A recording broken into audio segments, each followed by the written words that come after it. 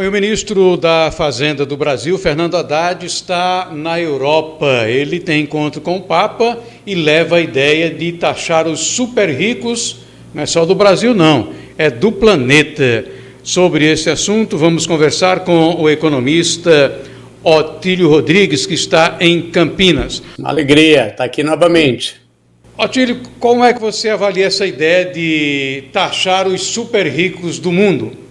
Erivan, essa é uma daquelas ideias que ninguém pode ser contra. Quem pode ser contra a ideia de se tirar o famoso princípio do Robin Hood, né? Tirar dos ricos para dar para os pobres. Uma ideia fantástica, maravilhosa. O problema é a aplicação dessa ideia, né? A viabilidade. Então, mais uma vez, você percebe que o nosso governo petista está jogando para a plateia. Claro que isso fica bonito na foto, rende manchete na imprensa do mundo todo mundo fica contente, feliz, mas amanhã do dia seguinte, não vai mudar nada. Basta ver que a Constituição Brasileira de 1988 já previa em um dos seus artigos, né, não lembro se é o de 153, a criação do imposto sobre grandes fortunas. E até hoje, nós estamos aí já há quase 40 anos e não foi regulamentado. Por quê?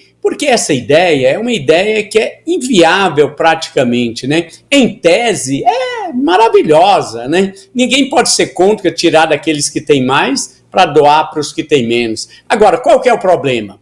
O problema é que o nosso governo, ele não tem credibilidade. O mundo inteiro, e aí não é só o Brasil, o mundo inteiro não concorda, né, com a ineficiência do governo, a falta de transparência, a má versação dos recursos públicos, né? Aí que está o problema. Quem vai administrar esse fundo? Vai se criar uma burocracia cheia de privilégios, como a gente tem, por exemplo, os burocratas da ONU, que a ideia também da ONU é fantástica, é melhor ter uma ONU do que não ter uma ONU, e todas as entidades não governamentais de âmbito mundial. O problema é que você cria toda uma burocracia cheia de privilégios, cria entraves e complicações e corrupção. Então, as pessoas estão cheias de governo. O governo, ao invés de propor uma ideia mirabolante como essa, deveria propor a ideia de ser mais transparente, de ser mais eficiente, de reduzir o gasto. Só para você ter uma ideia, eu peguei aqui,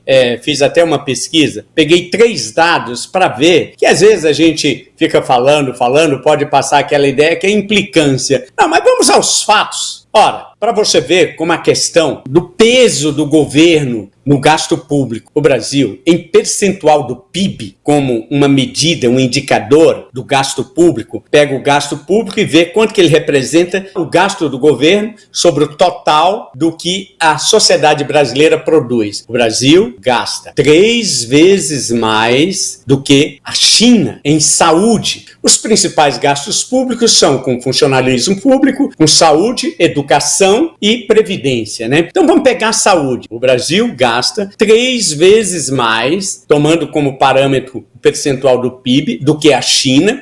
Entretanto, nós temos a mesma expectativa de vida e o mesmo índice de mortalidade infantil. Aí mostra a nossa ineficiência, ou seja, nós gastamos 3 vezes mais para obter o mesmo resultado. Vamos pegar uma outra categoria de gasto público, educação, que eles estão sempre querendo aumentar o gasto com a educação. Bonito, maravilhoso, ninguém é contra. Vamos ver a eficiência. O Brasil gasta mais do que a Coreia do Sul.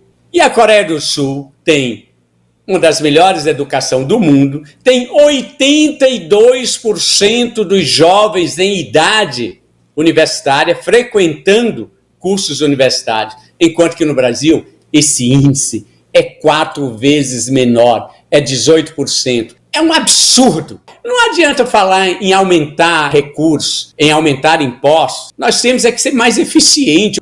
Vou pegar um último exemplo. O gasto governamental com a Previdência Social. O Brasil gasta 11% do nosso PIB com a Previdência Social. Entretanto, nós temos apenas 6% da nossa população acima de 60 anos, enquanto que os Estados Unidos gasta 6% e tem 16% da população acima de 60 anos. Aí você vê que é uma proposta mirabolante para a plateia, para inglês ver. Não é coisa séria, não é coisa séria. Como é que nós vamos sair desse atoleiro com esse tipo de ideia, Otílio Rodrigues? Bom, Erivan, primeiro o seguinte, essa ideia ela não tem a mínima condição de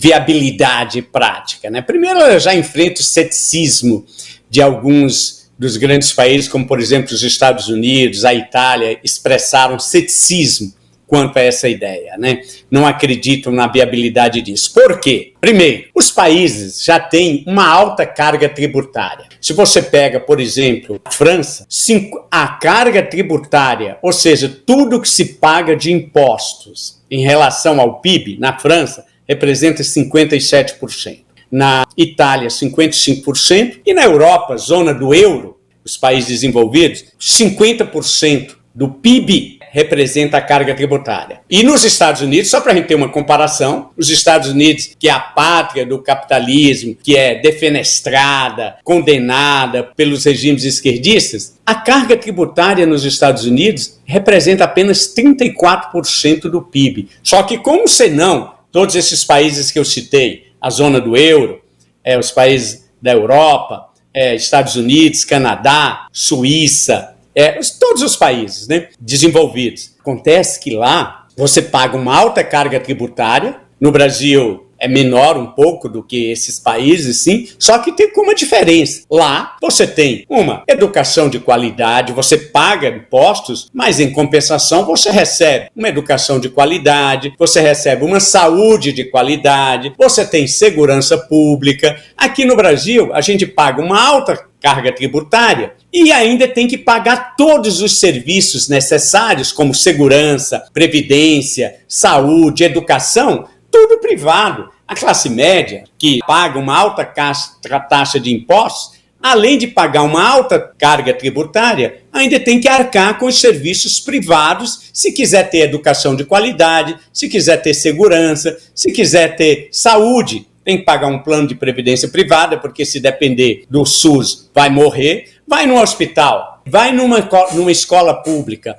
vê a segurança que nós temos. É isso que a população está cheia, não aguenta mais, está no limite. Isso não é possível. Então, Erivan, essa ideia não tem a menor... Eu desconheço de qualquer país desenvolvido que tenha imposto sobre fortunas. Porque a França tentou fazer isso. Sabe qual é o problema, Erivan? Primeiro, fuga dos ricos. Hoje, com o mundo globalizado, a Argentina tentou fazer isso durante a pandemia. E o que aconteceu? Os milionários, os bilionários, eles movem o dinheiro deles, que poderia estar aqui produzindo, gerando emprego, gerando renda. Não, eles transferem o dinheiro para os paraísos fiscais porque eles têm condições para isso. Então esse é um problema. Segundo problema, o que é grande fortuna?